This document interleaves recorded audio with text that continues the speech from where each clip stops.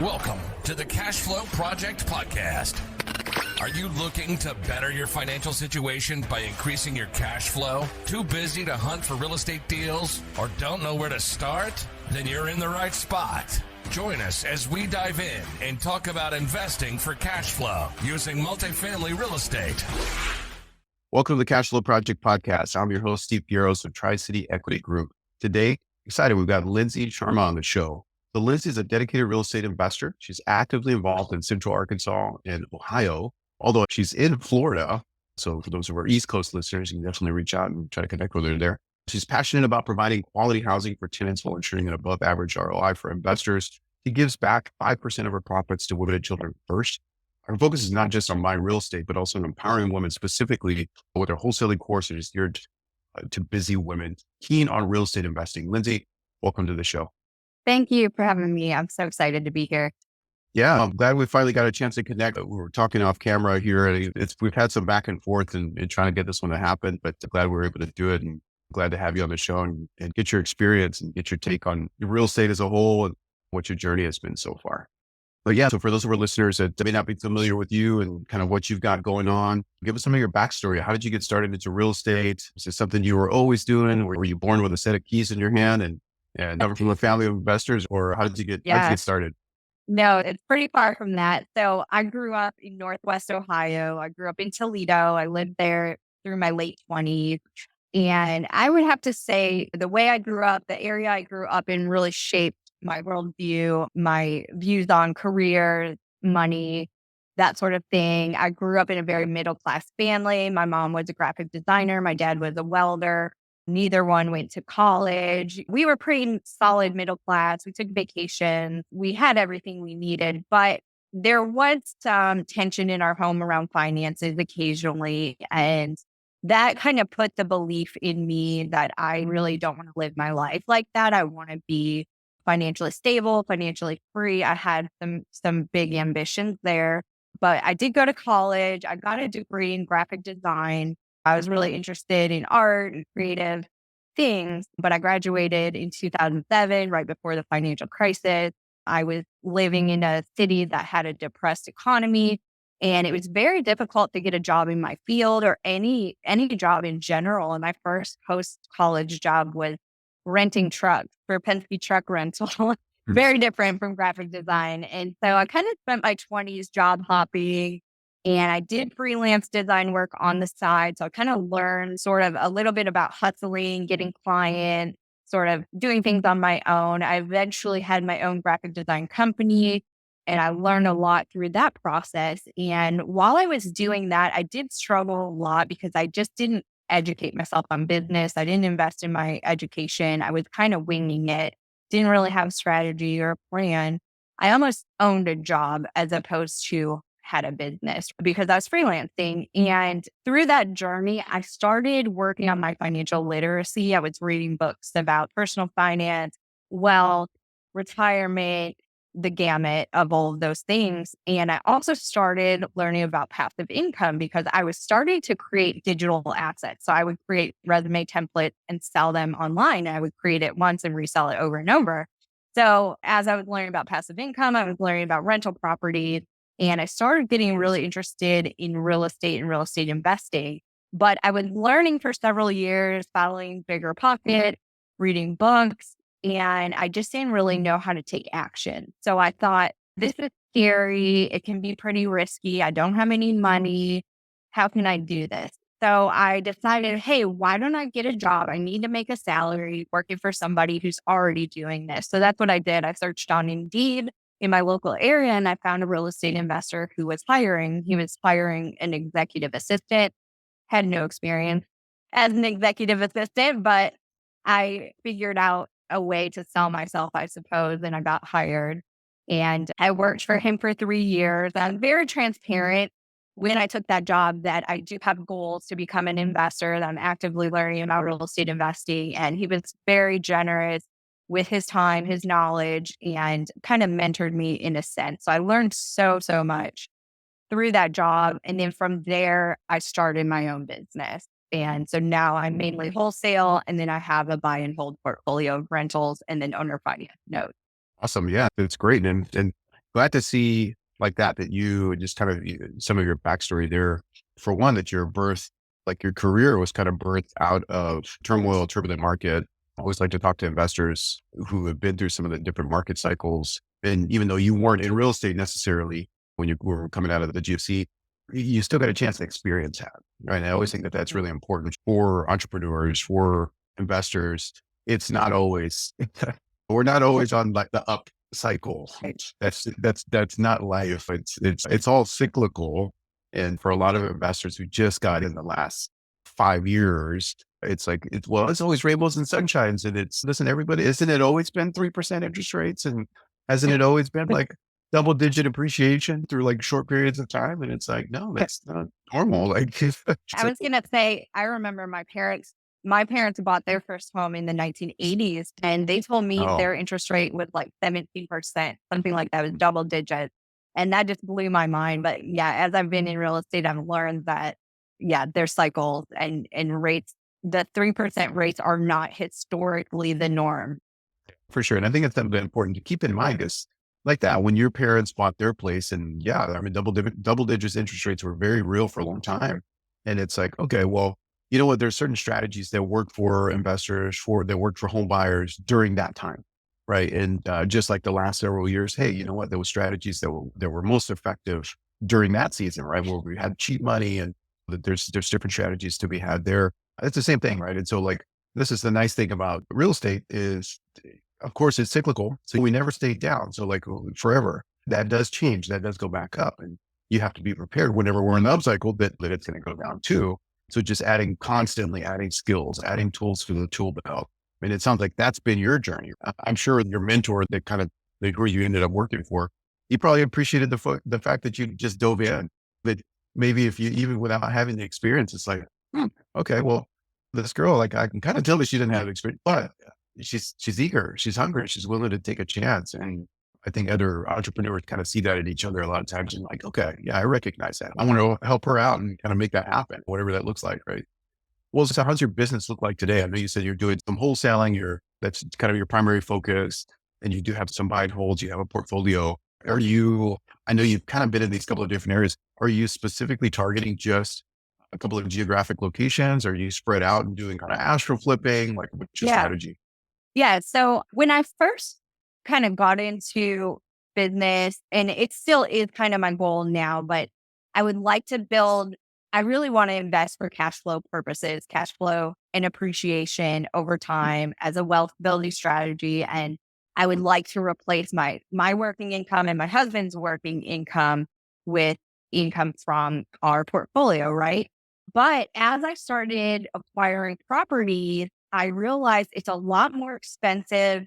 There's a lot more expenses involved than I had initially anticipated, and problems happen as well. So it costs money to acquire properties. And so I realized I needed to start generating a lot more cash for my reserves, to do repairs, for all of those things, in addition to our daily living expenses. I'm married, my husband works, but we have 3 little kids, ages 4 and under. And so we have 3 kids in daycare right now. So we have your expenses that every family has, right?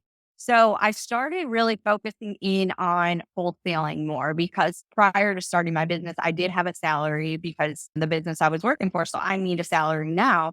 And so wholesaling is really providing for that, as well as extra money that I can use to basically take care of my portfolio as well. Yeah, no, and actually that's a super key lesson, even just saying, okay, well, hey, look, we need some margin.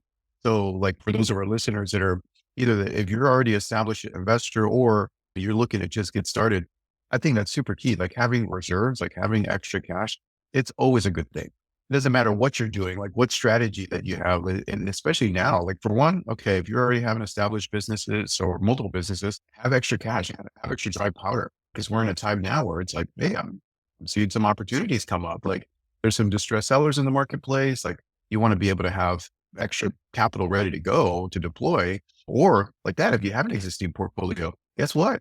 Houses break down, buildings break down, stuff needs maintenance. We need some extra cash laying around in order to take care of even an existing cash flowing portfolio. Additionally, if you are an investor who uses leverage, which is very common, even to get lending from a bank, having cash reserves is important, makes you look at the better borrower to them. So, Oh yeah, absolutely. And especially now they've gotten a lot more cautious kind of post COVID and kind of post all the volatility, depending on what you're doing, the lender may want to see 6 months reserves, 12 months reserves, or even if just getting a fix and flip loan or something along those lines. Hey, do you have money in the bank to cover?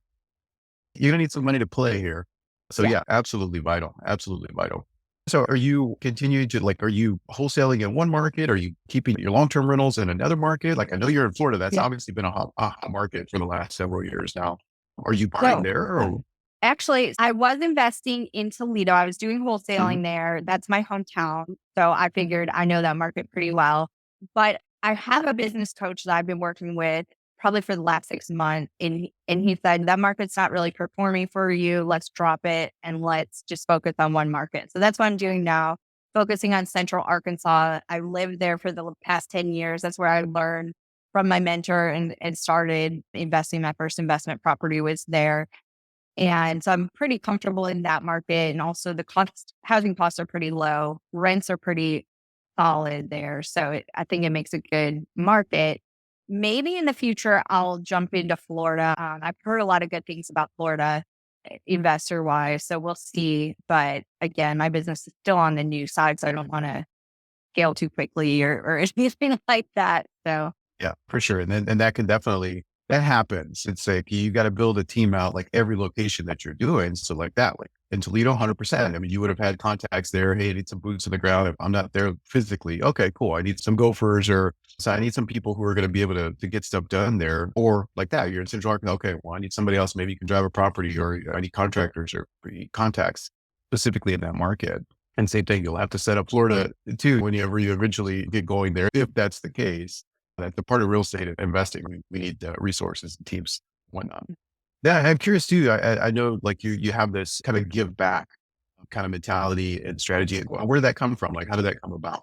yeah. So I'm just a firm believer in, I guess you would say, universal law or spiritual principles. And I believe in tithing 10% of my income. And so I put on top of that, I wanted to put 5% of my profits back into the community. And then I specifically chose a charity that I care about. I feel as a woman, I just really relate to other women.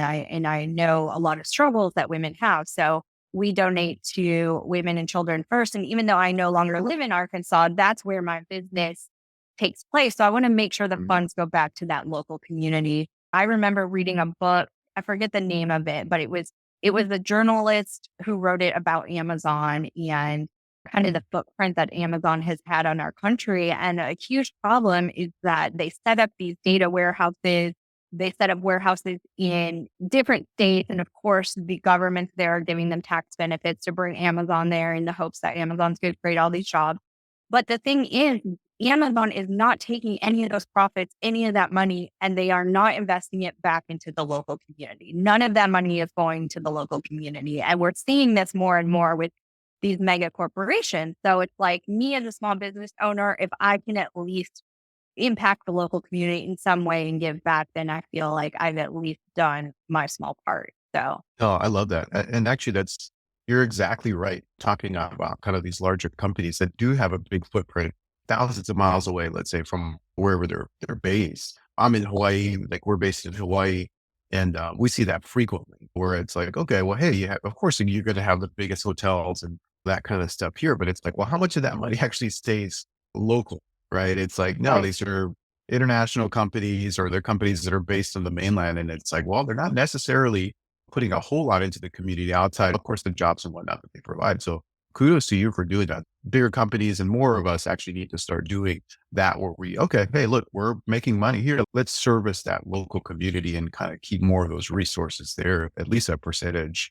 So I love that. That's actually really, really good, especially because you had ties to the market too. You were there for a Mhm. long time. Right. So, Exactly. that's huge. That's huge. Well, I'm curious, being that your business is a little bit newer, but you've obviously been seeing kind of operations this last several years, kind of through this different stretch with the other operator. What have you seen that has your business changed at all? Like with some of these different market dynamics, have you had to kind of pivot and maybe learn some different things? Like what have you seen on the wholesaling side, or what kind of challenges are you seeing, hey, offloading maybe to other investors or things that you're having to navigate?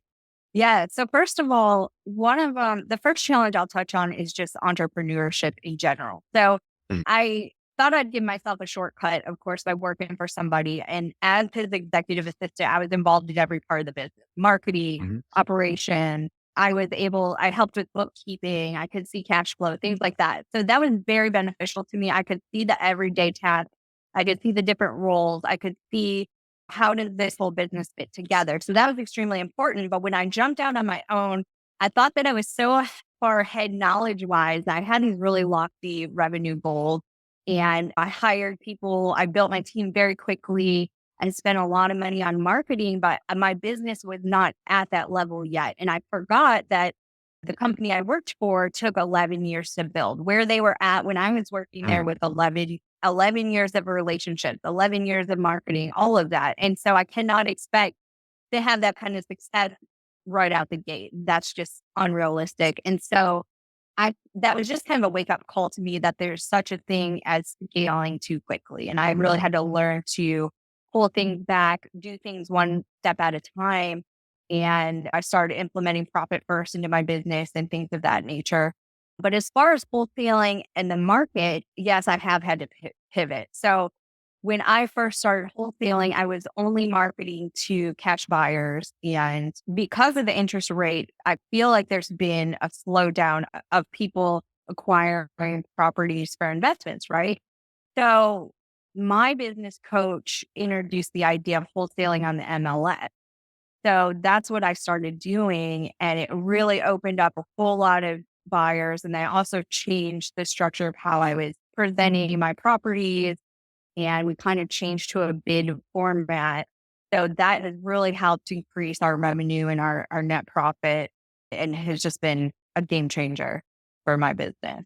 So Great. And so a couple of things there too. Like for one, you added a new tool. Like you had to learn a new skill set. Like, okay, well, hey, do I need to get my license for one to be able to input stuff into the MLS? Okay, how do we do this? This is a new strategy. Like you too also have a business coach. I know you touched on that a couple of different times. And for our listening audience, that's something that's key. You have somebody who is on the outside kind of looking in. And so they can kind of help you to evaluate, all right, where are you business wise? Help to kind of point out maybe some holes in your thought process or your strategy. Somebody who is able to kind of help you navigate some of the waters in terms of like what you're doing. Even if it's just like, well, yeah, I've experienced something similar before, maybe not this exact situation, but take a left turn here versus going straight. Let's try this new strategy. The market is changing. We need to be able to see it and be kind of flexible to navigate that. So that's huge. Like, how did you even come across that to have like a business coach in general? Was that something you got into? Was that something you saw somebody else doing, or? I think it's just, I consume a lot of entrepreneur content, podcasts. I've always been interested in self improvement for as long as I can Mhm. remember. And a lot of the literature and things that I read always suggest if you have a business, get a coach. And I feel like the place we are now with the internet, there's so many more people I believe that are offering coaching services. So it just seems to be so much more accessible now than it was maybe 10 years ago. So yeah, I can't remember specifically where I heard that from, but I feel like I've heard it over and over. And then when I finally started investing in myself, taking courses, getting coaching, I have seen my results just infinitely return upon the investment I made. So it's every time I've leveled up through having a coach or investing in a course. So I highly recommend it. Yeah, no, for sure, for sure. And that, not like I've got anything to sell you guys. Like this is just, again, this is a conversation with two people in the marketplace and Lindsay's experience, my own personal experience. You will benefit from a coach. So again, it's just somebody, just a couple of steps in front of you that's just maybe seen a few more battles or been through a few different scenarios than you have. And again, doesn't necessarily need to be real estate. I'm not sure if your coach is purely real estate. It sounds like maybe they are. Obviously, that's going to be helpful, especially depending on what your strategy is. But somebody that just has better business experience, like, hey, let's do some marketing here. Have you considered this? right? Or Right. whatever facet of the business it is that you're looking at, right? So no, that's huge. And thank you for even being vulnerable for sharing that, right? Because not a lot of people are like, well, yeah, well, I did have a coach. And it's like, okay, well, great. Like, thanks for letting us know that because it's valuable. That's part of the experience. That's part of the I journey. So, actually, now that I'm thinking about it, I actually, right now, at this point in time, I have 4 coaches. I have a fractional CFO, so he helps me understand the numbers in my business, make sure that I'm able to read my financials, and he helps me make financial decisions. And he is a very successful multifamily syndicator. He has a lot of experience there. And then my business coach, he is a successful wholesaler. He's active in 2 or 3 markets, and he's been doing it a lot longer than me. And then I have a personal trainer for my health.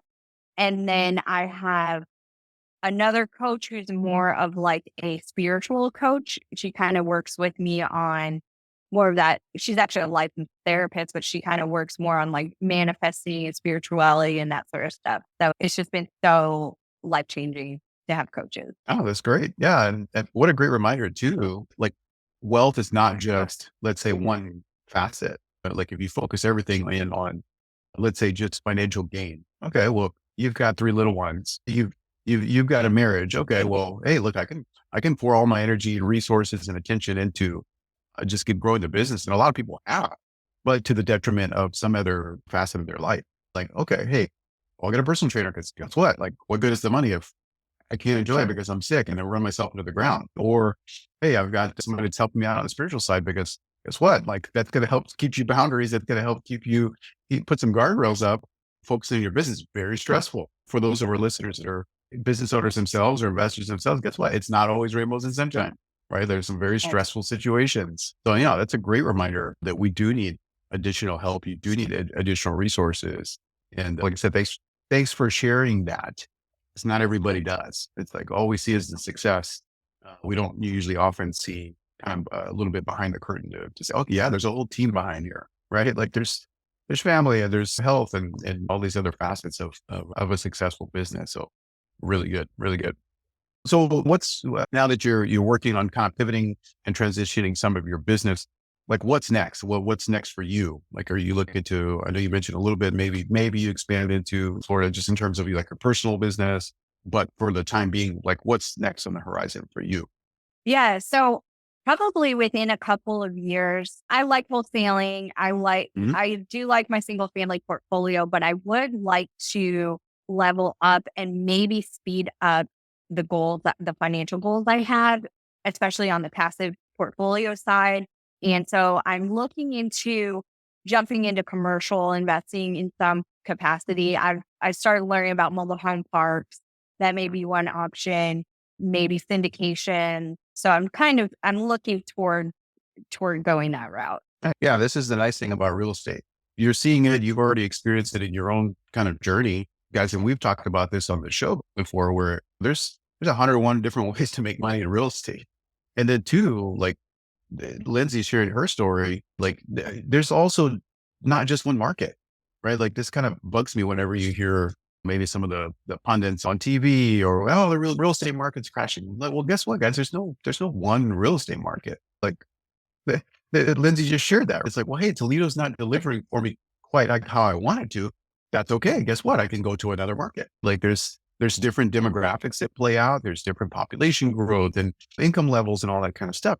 Maybe another market is where you should be going. Perfect. Let's do that. And I think that's hard for a lot of people. They can't get out of, well, I grew up here. I know this space. This is all I know. This is kind of, it's safe, where it's like, okay, well, yeah, but is safe the best for you in this instance? Do you need to take a step out of your town or should you go explore other options? You haven't some geographic diversity in addition to maybe a different strategy or whatever you need to do in order to make your business successful. So that's great. Yeah. You got to, even though you're just starting, you've already had like so much life experience, so a lot of experience already along the way, a lot of challenges that people, a lot of times people aren't willing to, to take on. So kudos to you.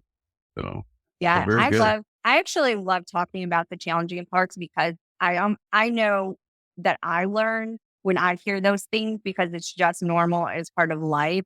Whereas if people are really just only touting their wins and their accomplishments, it's harder to relate to that sometimes.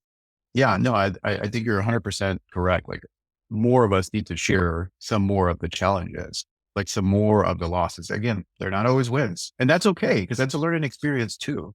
Like, have you, and maybe you have, but have you made money on every deal? Like, No. I, I think most of us that have any experience, like in business in general, you're going to take some losses along the way.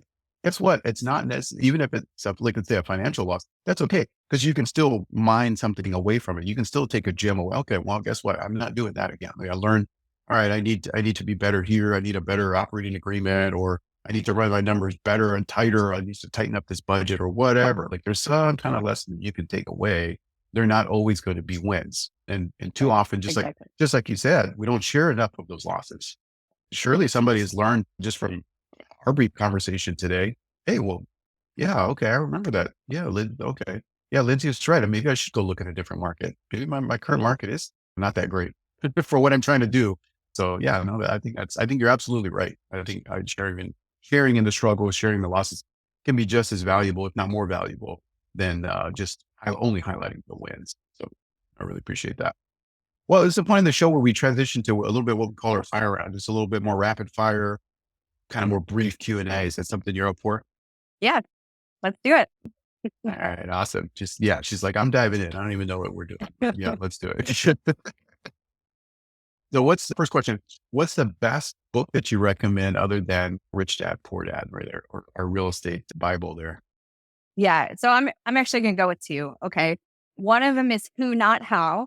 And the second one is We Should All Be Millionaires. I would recommend the Huh. target audience for that is probably women or minorities. Great book. Love it.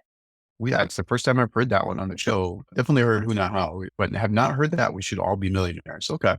Rachel Rogers. Again, you may not be the target demographic. It's more toward women, but there's a lot of valuable things in that book. So Oh yeah, 100%. I mean, like I said, there's always some kind of a takeaway. So yeah, definitely check that out. All right, next question. What would you consider your superpower to be?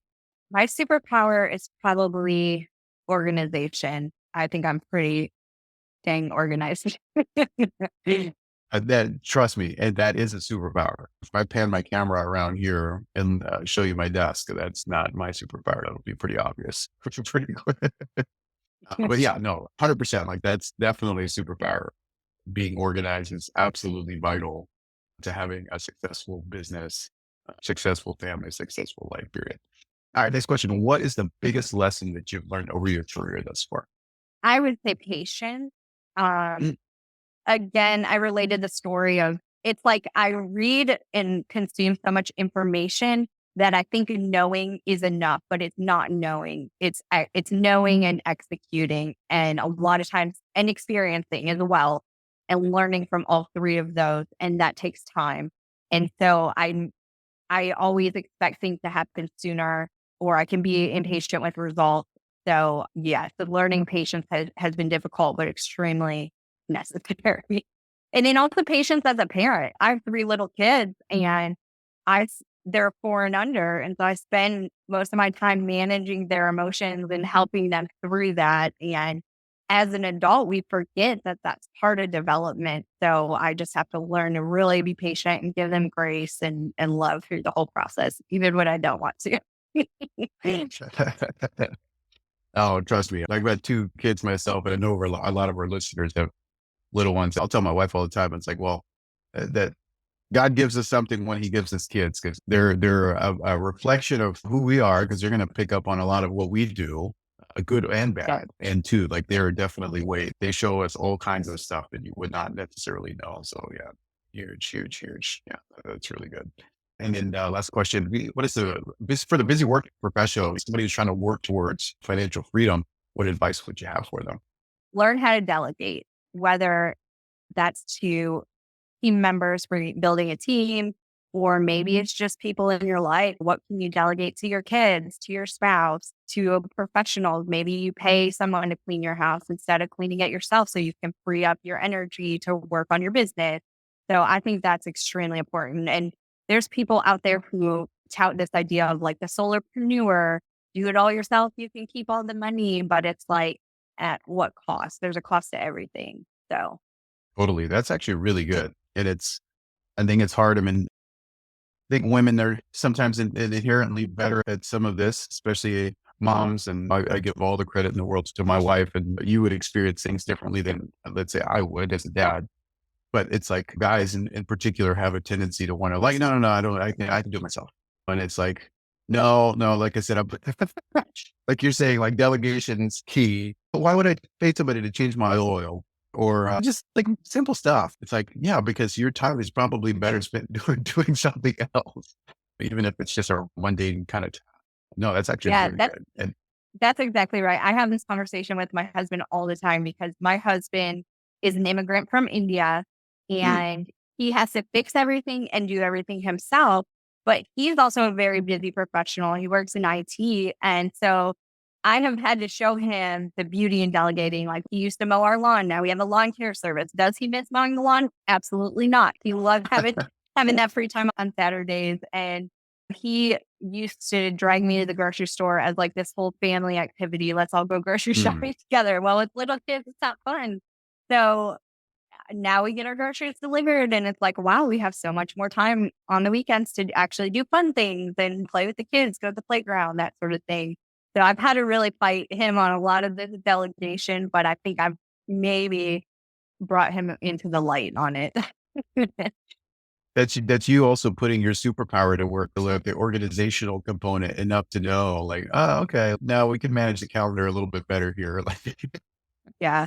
And that actually makes me think of another book that I would recommend. I think it's called Your Money or Your Life. And it kind of mm, helps you understand the time and money dynamic and how you're exchanging one another and how they're interrelated. So that's a great book to read. oh, yeah, no, that sounds good. Definitely check that out too. It is true because a lot of times we go from being, let's say, employees to being entrepreneurs, thinking, oh, well, I'm going to get all this time back. I mean, of course, you spend a ton of time like in your business. A lot of times we know that that's not necessarily true, but we go from trading time, like just from an hourly perspective. Oh, we're making $50 an hour, $20 an hour, whatever, for a paycheck. It's like, well, an entrepreneur, you're also trading your time. You're just ideally with the hopes of in the future having a business that's going to run without you, right? And then that comes like the delegation, the organization, all that kind of stuff. But a lot of people never get there, or they get burned out because again, you're doing all of the stuff yourself, and obviously that becomes a challenge. So no, that's actually really good.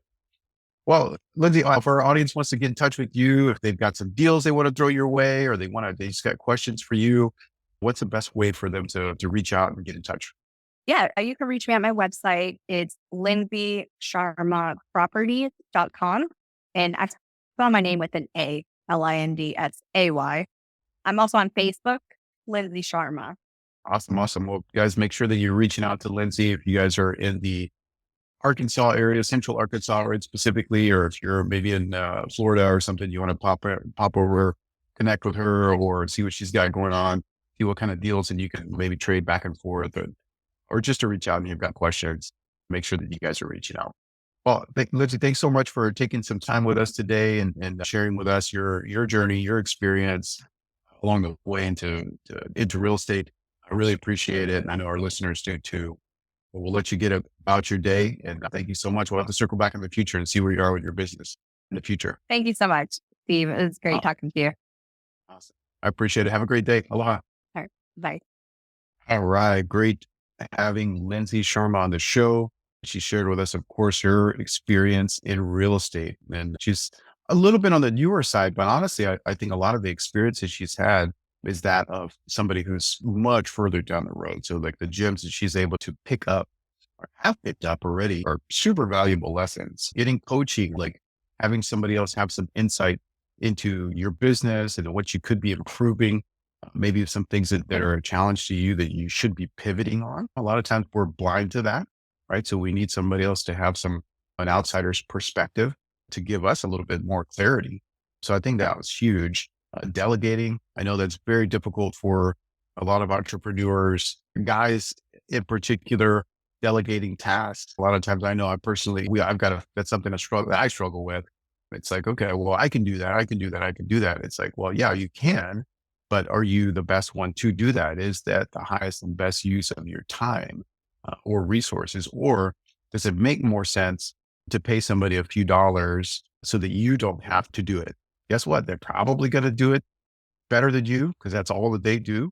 And you know what? You're going to get that time back. So to go do something else that is maybe catering to what you do best, right? So that a lot of times that's life-giving. If nothing else, you're getting that time back to do something else more important with. You say, well, I don't have time to go to the gym. I don't have time for my family. I don't have time for whatever. Maybe you can clear time.